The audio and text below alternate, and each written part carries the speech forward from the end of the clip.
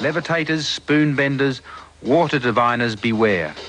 James Randi, psychic investigator, is among you.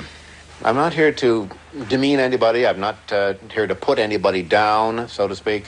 I'm here to investigate. I can anticipate from my past experience, 35 years of it in this business, that it will probably be essentially the same story that it's been every place else in the world.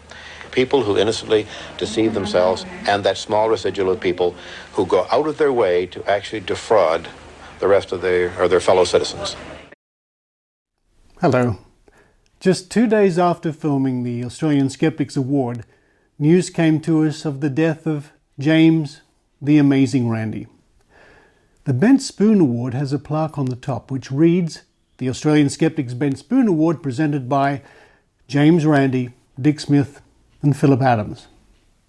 If you've not seen it already, let me suggest to you look at James Randi in Australia on YouTube. It was made 40 years ago, but still holds up as one of the finest pieces of skeptical investigation of paranormal claims. It was also one of the inspirations that led to the formation of the Australian Skeptics. Here's the spoon anyway that was bent by Ori, the Melbourne boy, several years ago. Can you tell me that that was trickery, even though I filmed it? No, I can't, because I wasn't there.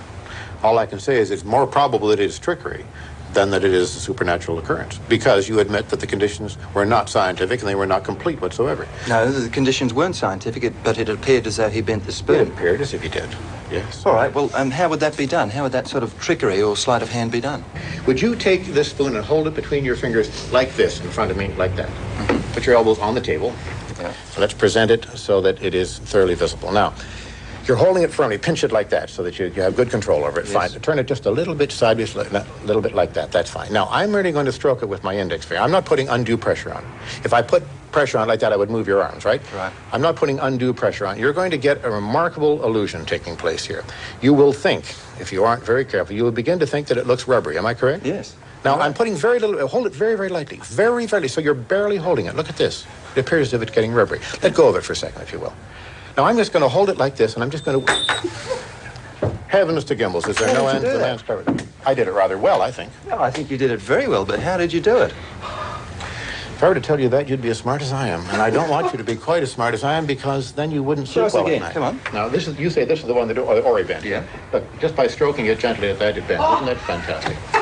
That's amazing. Now. The world has lost a great magician, showman, humanitarian, skeptic, thinker, a man who inspired thousands.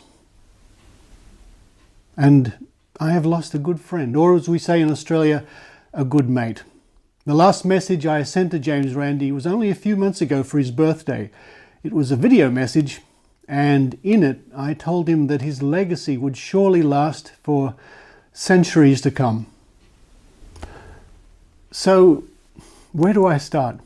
There are so many stories to tell you of my encounters with James Randi over the past 20 years.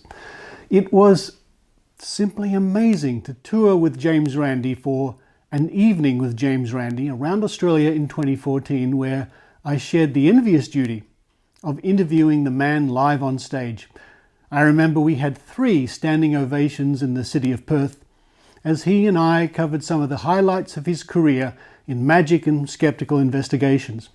He was eager to perform each night despite the grueling travel that took us from one side of the country to the other in a matter of days. And then there was the time in 2012 when he attended the Australian Skeptics National Convention in Melbourne. The city suffered a heat wave, but Randi still managed to speak in an unair-conditioned high school hall, sweat dripping off everyone. We had fans rush to the stage to try and cool him off, although that only sent more hot air in his direction. We were scared we would have to carry him off, but he performed well and carried on.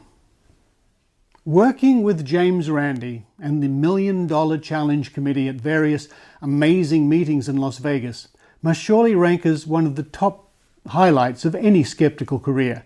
His vast experience in dealing with the paranormal claims was simply invaluable. Oh yes, there were times when he had had enough, and he rolled his eyes at me as some New Ager tried to show Randi the error of his ways. But in the end, James the Amazing Randi was proved right, insomuch that none of the psychics, the mystics, the healers, the water diviners, the astrologers, none of them could prove under test conditions that they could really do what they claim they can do. There is an ocean of people from all around the world who can say honestly that James Randi influenced the course of their lives. I am but one of those drops in the ocean. But together, all those drops make up a tide of reason. Thank you, James the Amazing Randi. This is James Randi, and you're listening to The Skeptic Zone.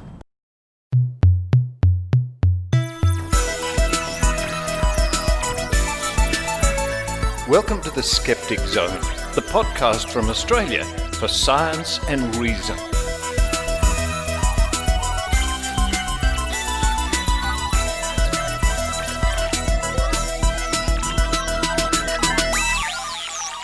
Yes, it's the Skeptic Zone podcast, episode number 628 for the 25th of October 2020. Richard Saunders coming to you from a little bit of a grey and grizzly and overcast Sydney, Australia. And I'm sure you can understand that over the last, 4 days, that myself and all my skeptical colleagues around the world have been reminiscing into the wee small hours about our friend James Randi, world-famous magician, escape artist, writer, thinker, humanitarian, but most of all, of course, a famous skeptic. He really did lead by example, and all of us in the skeptical community learnt so much from James Randi. Next week on the Skeptic Zone, I'll be playing a selected series of clips from interviews I've done with James Randi over the last, almost 20 years, including some material that I've never released before, a private conversation I had with Randi, which he gave me permission to record. I just have to dig through the archives to find that one. But let's turn our attention to this week's episode of The Skeptic Zone. You would have heard at the beginning, of course, my tribute to James Randi. Now, that was played first up at Skepticon 2020, the Australian Skeptics National Convention, which is on right now as I record. And next on the Skeptic Zone today, we have the official announcements of the Australian Skeptics Awards for this year. We have the Fred Thornette Award for Reason. We have got the Skeptic of the Year. We've got the Barry Williams Media Prize. And of course, we have the Bent Spoon Award for the most preposterous piece of paranormal or pseudoscientific piffle. And I'm timing the show this week to go out just after those awards are announced at the convention itself. And what a wonderful convention it is. I was sitting here by my computer monitor all day watching the wonderful talks at Skepticon, one after the other, interacting with people in the chat, going to little virtual meetings to chat about the convention afterwards. It's just been, for something that had to happen, that is a virtual convention. I think it's probably the best virtual convention that we could hope for. And of course, if you're hearing this on Sunday morning, Australian time, on the 25th, you still have a chance to join us. Just head to skepticon.org.au for the rest of today's skeptical fun. But following the announcements of the awards, we have more of the Book of Tim with Tim Mendham, and this week Tim is going to look at Godwin's Law. And for those of you who don't know, Godwin's Law is what happens when an argument sort of degrades until somebody gets angry and accuses somebody else of acting like Adolf Hitler or the Nazis or something like that. And then to round off the show, another look into the trove, the treasure trove that is Trove. We've been enjoying lots of interesting searches over the past few weeks, lots of classical skepticism, and I'm sure my old mate James Randi would get a giggle out of this one. Today, we're going to look for references to the Loch Ness Monster. But now it's time for me to run downstairs, grab a coffee, and I think in honor of James Randi, probably I'm going to make myself a pancake, and I'll tell you why. Because one out of the many memorable times I spent with James Randi, Myself and former Skeptic Zone reporter Joanne Benamu were in Las Vegas. Both of us were jet-lagged out of our skull, and somehow we ended up having breakfast with James Randi, and that was just a wonderful experience. And I'm pretty sure at that breakfast I had pancakes. So, while I do that, I hope you enjoy the Skeptic Zone.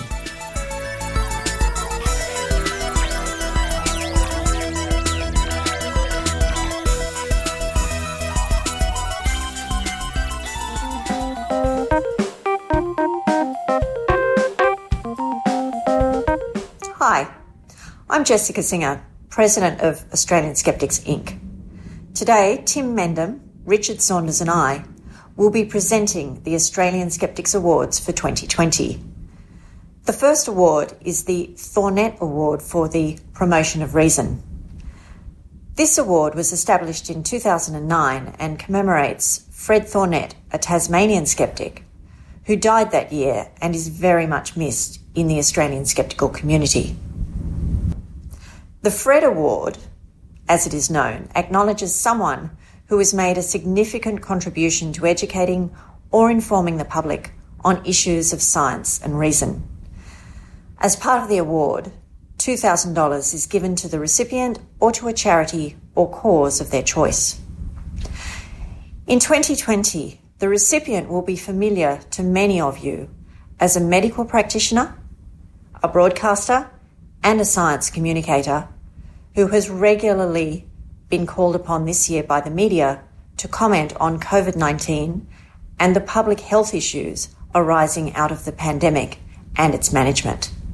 With so much misinformation about COVID-19 in circulation and vehement and bitter disagreement from some quarters about the best course of action, it is refreshing and so important to see someone calm and rational, talking from an evidence-based perspective. So I'm delighted to announce that this year the Thornette Award for the Promotion of Reason goes to Dr. Vyom Sharma.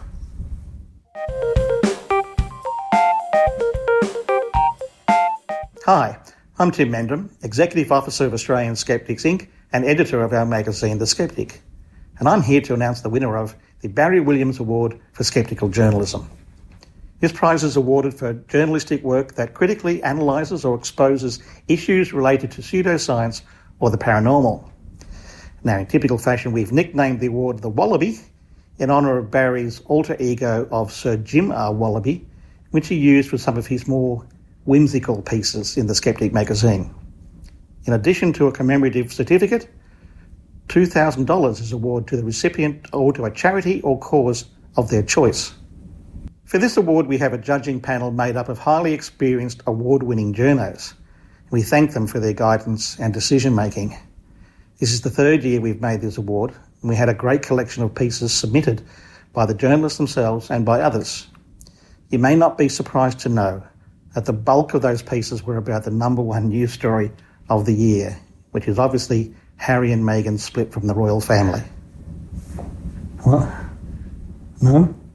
Sorry, I've just been told that's not correct, that the top story of the year was, of course, COVID-19. In fact, the entries were of such a high standard that this year we're awarding the Wallaby to two winners who will receive $2,000 each, and both of them are from the ABC. And the winners for 2020 are the Health Report's Dr. Norman Swan and ABC Radio National's Science Friction series. Both of these presented serious, rational and uncompromising pieces on the pandemic and how to deal with its effects. Dr. Swan has been the soft-spoken voice of reason across various media platforms, and in particular his Coronacast podcast with journalist Tegan Taylor has received international recognition as a source of reliable information.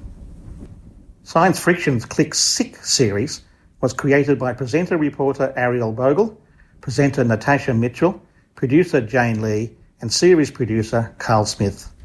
Again, across various platforms, it looked at aspects of the disease, including a great deal of investigative journalism on misinformation and how it is spread, which is, unfortunately, a recurring theme of this last year. Both of them very worthy winners. So congratulations to Dr. Norman Swan and Science Friction. Thank you.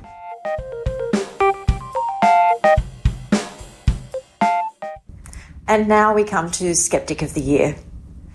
Skeptic of the Year is awarded to someone who has close ties with the Australian skeptical movement and whose work has been exceptional even by the high standards of our community. This year, I'm delighted to announce that the award goes to Mandy Lee Noble. You will have heard Mandy Lee's reports on Richard Saunders' podcast, The Skeptic Zone. She has also written for The Skeptic magazine. Mandy Lee is one of those people who is quietly active behind the scenes, doing great things. It is through her well-crafted and carefully thought-out complaints to regulators that we have seen action taken against proponents of alternative medicine, dangerous alternative medicine. She spearheaded the complaint to the HCCC about the naturopath Barbara O'Neill, which resulted in O'Neill being banned from practice.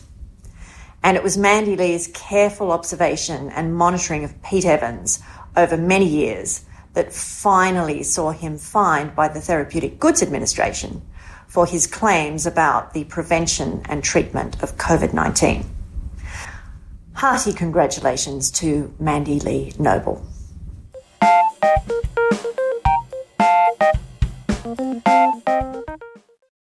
Hello, I'm Richard Saunders, Chief Investigator of Australian Skeptics Inc. and producer of the Skeptic Zone podcast.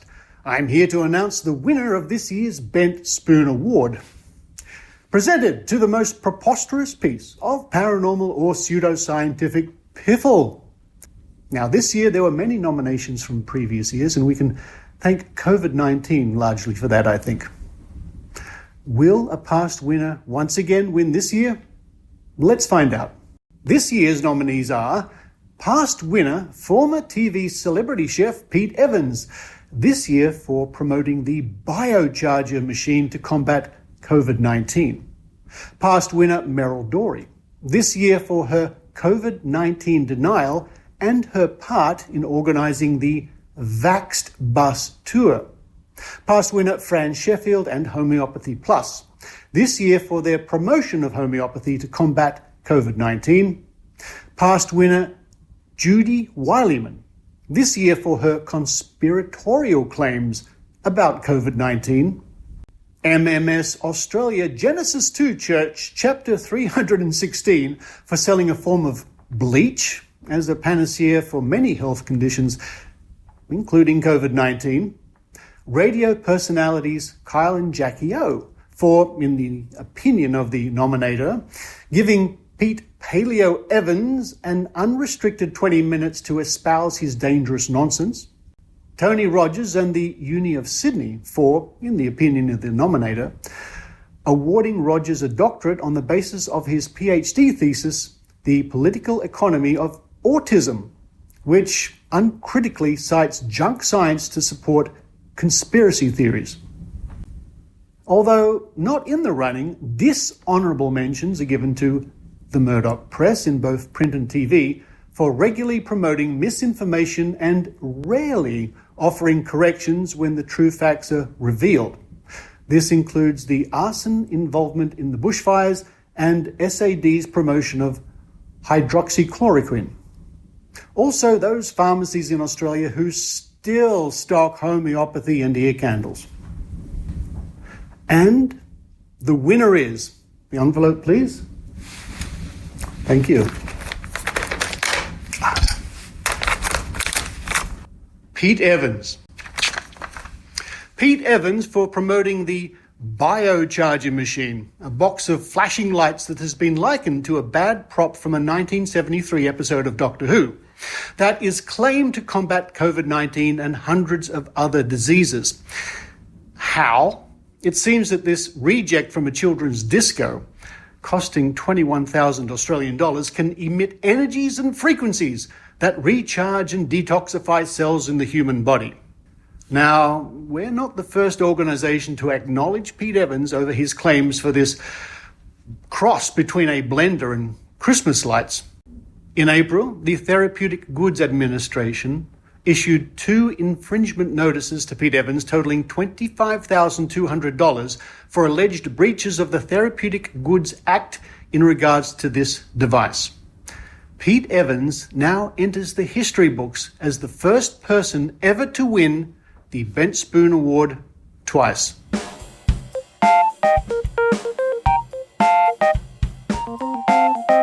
Thank you, Tim Mendham and Richard Saunders. And that wraps it up for the Australian Skeptics Awards in 2020.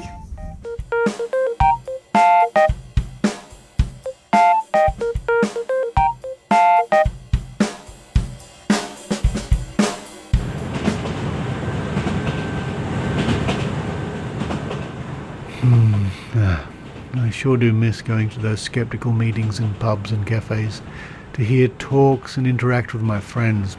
Oh well. I think I can help you with that. Who the hell are you? I'm your skeptical fairy godmother angel from the internet. You're my skeptical... What? Relax, Richard. I can make your wish come true. What? You mean free beer? No. The other wish. Oh, really? Yes! I have news of skeptical meetings and talks online. Oh, yes, of course, yes. Skeptics Cafe Online by the Vic Skeptics brings you live and interactive skeptical talks via Zoom. Anyone, anywhere in the world is welcome to join in on the third Monday of the month. Just check out the Skeptics Cafe page on Facebook to see when the next talk is and who will be presenting. Alternatively, see the Vic Skeptics website at vicskeptics.wordpress.com for details. That sounds great. A skeptical god, fairy, angel, mother, person... And there are similar skeptical online talks happening around the country and all over the world. All you need to do is search for them. Wow. Now, just one more question. Yes? What about the beer? Okay, all right. Well, just for you.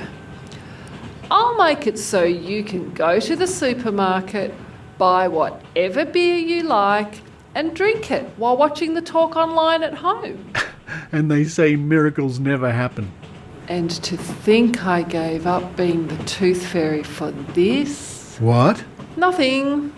Goodbye.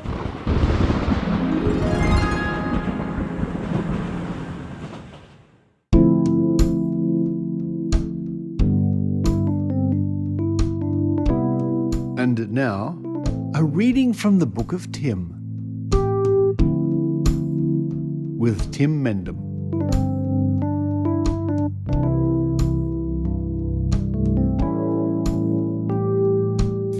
Hi, my name's Tim Mendham. I'm Executive Officer for Australian Skeptics Inc. and I'm the editor of our magazine The Skeptic. And today in the Book of Tim, I'll be reading from The Skeptic magazine, June 2019, which is volume 39, number 2. And I'm reading from a regular column of the magazine called What Goes Around, which starts off with a particular fact or set of facts and works its way through related facts, etc., until we come back where we started from, which shows that all knowledge is connected and connectable. And this time, the column is subtitled Mein Führer to Mein Host. And first of all, we'll be looking at the famous Godwin's Law.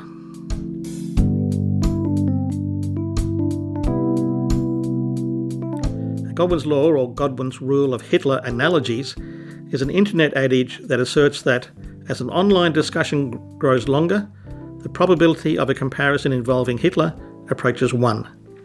That is, sooner or later someone will compare someone or something to Adolf Hitler or his deeds.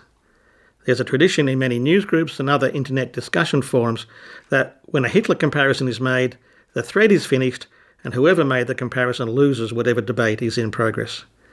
It is now applied to any threaded online discussion, such as internet forums, chat rooms, comment threads, as well as to speeches, articles and other rhetoric, where reductio ad Hitlerum occurs. And Michael Wayne Godwin, who was born in 1956, is an American attorney and author. He was the first staff counsel of the Electronic Frontier Foundation. From July 2007 to October 2010, he was General Counsel for the Wikimedia Foundation and was elected to the Open Source Initiative Board in March 2011. He has served as a contributing editor of Reason magazine since 1994 and is currently General Counsel and Director of Innovation Policy at the R Street Institute. Godwin has stated that he introduced Godwin's Law as an experiment in memetics. And quote, "I seeded Godwin's Law in any news group or topic where I saw a gratuitous Nazi reference. Soon, to my surprise, other people were citing it. The counter meme was reproducing on its own." Godwin is an Old English word meaning good friend. Godwin of Wessex, who died in 1053, was one of the most powerful earls in England under the Danish king Canute the Great and his successors. Canute is also called Canute, and he was the one who supposedly tried to stop the water from rolling in or stop the tide from coming in, which he knew it wouldn't, and he was proving that kings weren't all-powerful. But never mind. Back to Godwin. In 1035, the throne of England was claimed by Alfred Atheling. Godwin is reported to have either captured Alfred himself or to have deceived him by pretending to be his ally. Alfred was blinded and soon died. According to the Anglo-Saxon Chronicle, Godwin had Alfred's retainers executed, blinded, maimed, and scalped. No more horrible deed was done in this country since the Danes came and made peace here. Not a very nice fellow. Following various political manoeuvrings, Godwin's son Harold became King of England, but he was overthrown and killed in the Battle of Hastings in 1066. Some notable but possibly less exciting Godwins, not necessarily related, we should add, include Mary Wollstonecraft, author of The Vindication of the Rights of Woman, who married into the Godwin family. Her daughter, Mary Wollstonecraft Godwin, author of Frankenstein, who married the poet Percy Bysshe Shelley. Former rock musician and drug addict Jeff Godwin, who turned fundamentalist Christian, who now campaigns against rock music as the work of the devil. Two Godwins have associations with Madagascar. Jeff Godwin, presumably not related to the fundamentalist Godwin, is an expert on the software package known as Madagascar, used for multidimensional data analysis. And Alan Godwin is founder, owner and CEO of Reef and Rainforest, which runs tours of the island of Madagascar. And Madagascar, previously known as the Malagasy Republic, is an island country in the Indian Ocean, approximately 400 kilometres off the coast of East Africa. Because the island split from India more than 80 million years ago, Madagascar's native plants and animals have evolved in relative isolation, with over 90% of its wildlife found nowhere else on Earth, particularly its lemurs and many species of chameleons. In the 1930s, the Nazis developed the Madagascar Plan that identified the island as a potential site for the deportation of Europe's Jews. During the Second World War, the island was the site of the Battle of Madagascar, 1942, between the Vichy government and the British. One participant in the Battle of Madagascar, which was the first large-scale operation by the Allies of World War II combining sea, land and air forces, was Donald Sinclair, an officer in the Royal Navy Reserve who saw action off Greenland, Madagascar and North Africa. After the war, he was co-proprietor of the Glen Eagles Hotel in Torquay, England. Members of the cast of the TV comedy Monty Python's Flying Circus stayed at the hotel while filming locally. For some reason, Sinclair thought one of the cast briefcases contained a bomb, and he hid it behind a garden wall. He was the inspiration for the character Basil Fawlty, hotel owner in Fawlty Towers, written by John Cleese, a member of the Pythons. Fawlty's most famous line in the show is, "Don't mention the war," which brings us back to Godwin's Law.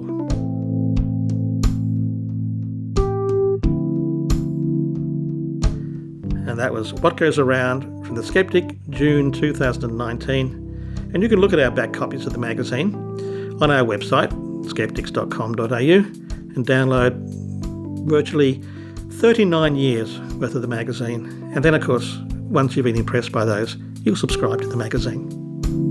Thank you.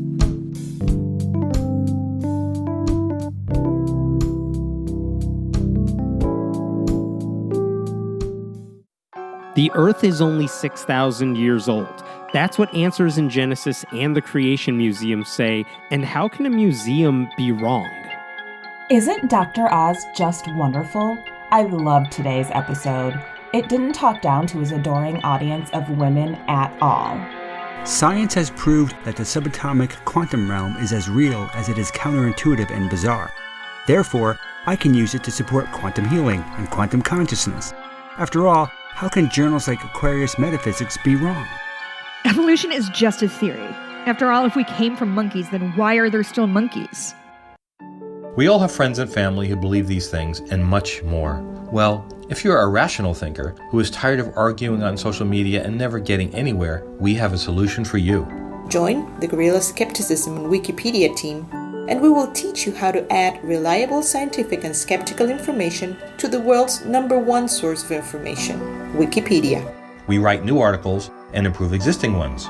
We remove pseudoscience, paranormal, and alt-med claims, substituting the actual facts. And we operate in many languages. We've already reached tens of millions of people searching for information, but as you can imagine, we can never do enough. So please join us. All you need is a PC and the desire to help educate the planet. In fact, you'll be educating the world while you sleep. Contact us at gsowteam@gmail.com. Guerrilla Skepticism. The time is now. Music by purpleplanet.com.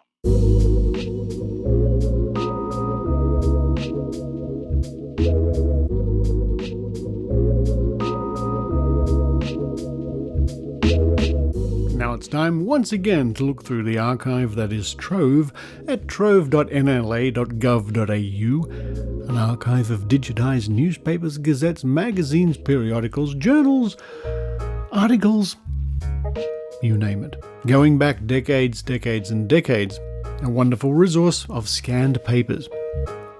Some of them, owing to their age, however, are a little bit fuzzy, I suppose, the ones going back into the 1800s, but certainly most are very legible.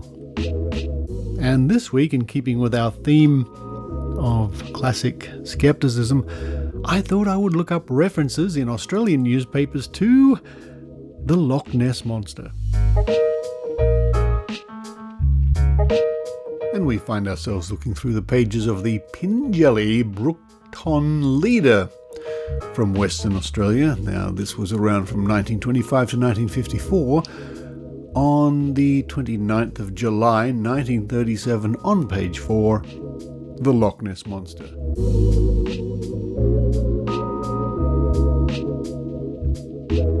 It is claimed on the unimpeachable testimony of numerous observers that a monster of unknown size does really exist in Loch Ness and is supposedly a reptile of prehistoric species. Interest has been reawakened by the statement of eyewitnesses that they have recently seen a number of smaller monsters, leading to the belief that the creature is breeding. Loch Ness is fully 900 feet deep and said to extend in all directions under the surrounding hills. There's plenty of air holes run from these hills to the caverns below. It is not unreasonable to suppose that there are chambers fed by warm springs. The last of prehistoric monsters still contrive to exist. The next search result is from the year 1950. On the 9th of November, and this is in the pages of the Daily Telegraph here in Sydney. Oddly enough, it says from 1931 to 1954, so it could have been a previous incarnation of the Daily Telegraph or something like that. Nevertheless, the article says, Loch Ness Monster found. London, Wednesday, Australian Associated Press. Naval experts yesterday revealed the truth about the Loch Ness Monster. There never was one. Well, that's a bit disappointing. Scores of people have seen the monster, and scientists travelled from all over the world to investigate the mystery. The monster brought fame and prosperity to the Loch side, but according to the naval experts yesterday, the various monsters seen through the years were merely strings of four-horned mines surfacing at the end of a secret experiment.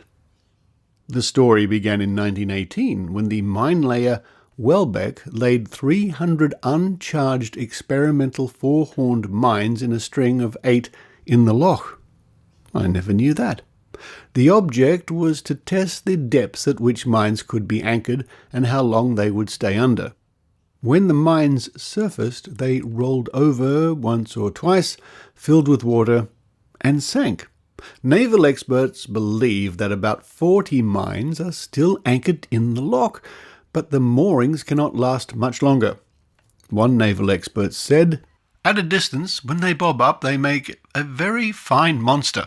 It has all been a big laugh for the few of us in the know who are still alive."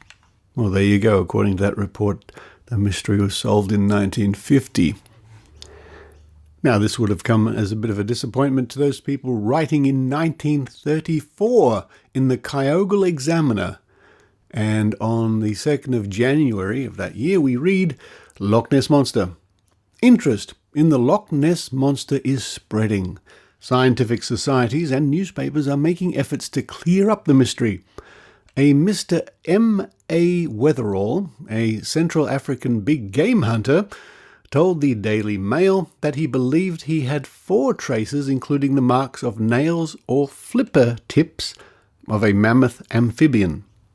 He is beginning a systematic search of the shore of the lake in hopes of finding the beast's lair in the vicinity of the spot where a man stated last summer that he had seen a monster carrying a sheep in its mouth. That must have been quite a sight. A monster of unknown species is reported to have been seen by many persons in Loch Ness, in Scotland, and blurred photographs have been secured of it. And blurred photographs. It is described as having a body or neck like the fabled sea serpent and a head like a horse. Blurred photographs. I love that line. It reminds me of an episode of the BBC show The Goodies from the 1970s, where the 3 goodies go to find the Loch Ness Monster and are sold all sorts of things by the Loch Ness Tourist Board, including a special camera for taking fuzzy out-of-focus pictures. So let's now zip forward to the year 1952 in the Warwick Daily News from Queensland, 29th of August. Loch Ness Monster Gone? By Kendrick Howard. This is an age given to the hoaxes and tall stories, but myths, legends and strange monsters still survive. All countries have their stock characters.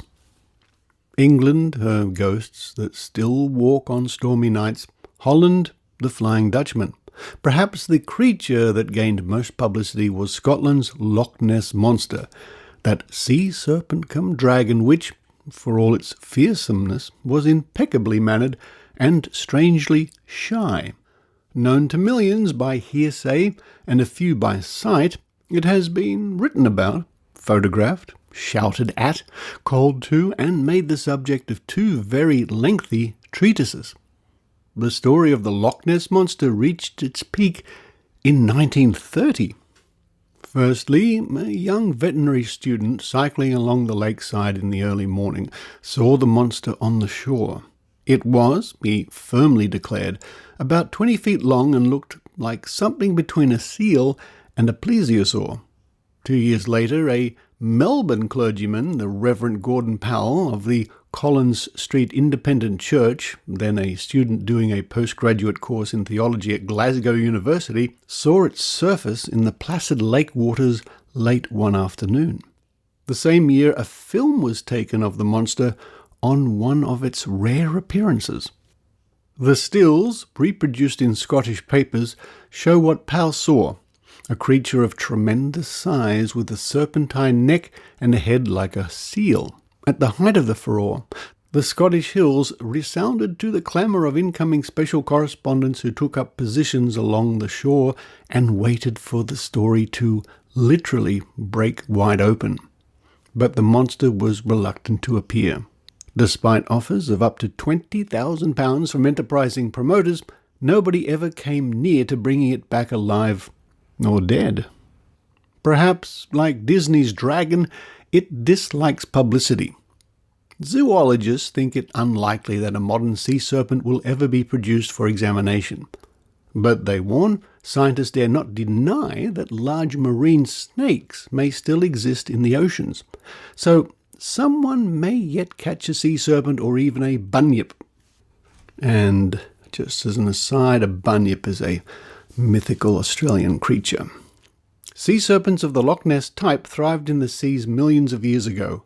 Did one, by some strange oversight of nature, escape the march of evolution and survive in the uninhabited waters of Loch Ness? The monster is often mentioned when discussion arises as to whether sea serpents exist.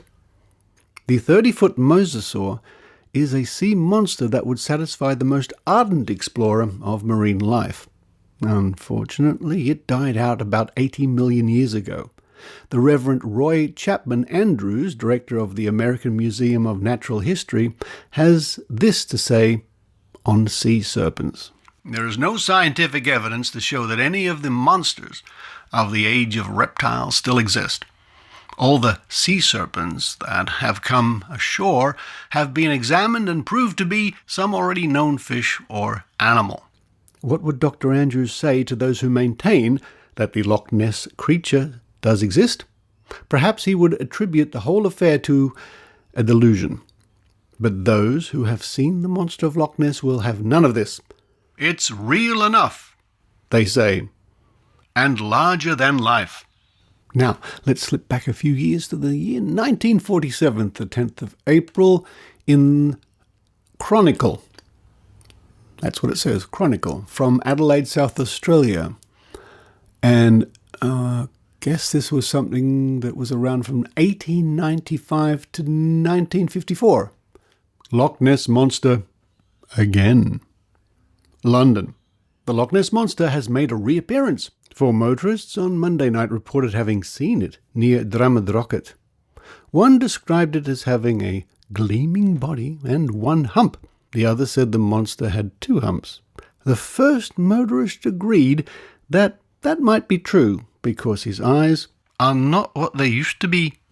And finally, let's flip through the pages of Weekly Times from Melbourne, and this was reported on the 13th of January 1934. Loch Ness Monster. Although some London newspapers scoff at the Loch Ness Monster as a myth, all published a graphic narrative told by Arthur Grant, a veterinary student who says that he nearly ran over the monster when he was motorcycling by the lake at midnight in the moonlight. He says it was lying on the roadway 30 yards ahead of him when he first saw it. He nearly ran into it. It leapt towards the lake and entered the waters with a great splash. It had a long neck and eel-like head and big eyes. Its flippers were apparently webbed. Its total length was from 15 to 20 feet. Grant suggested that it was a hybrid, something between a plesiosaur and a seal.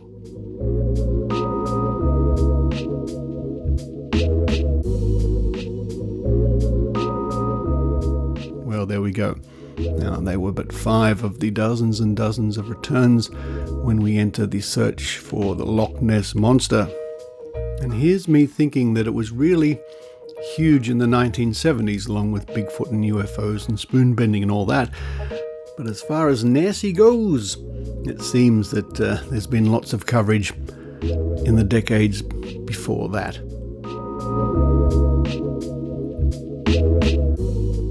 Once again, you can spend a leisurely couple of hours looking up all sorts of things at Trove by visiting trove.nla.gov.au.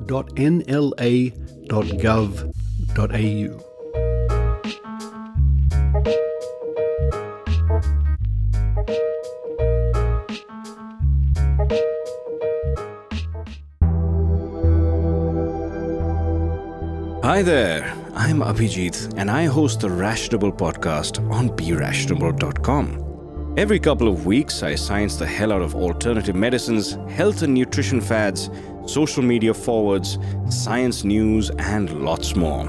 Of course, you can find all of my articles, podcast episodes, and lots more on www.berationable.com. See you there, and until then, always be rationable.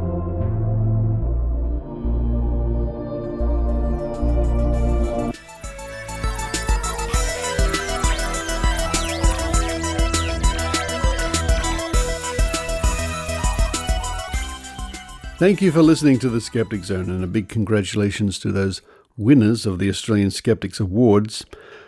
And I'm not sure you say congratulations to somebody who wins the Bent Spoon Award, but who knows?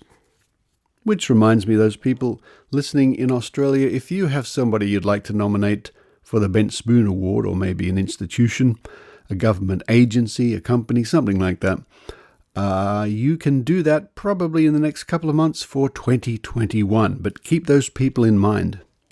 And thank you to those people who in the past week have made a couple of very generous donations.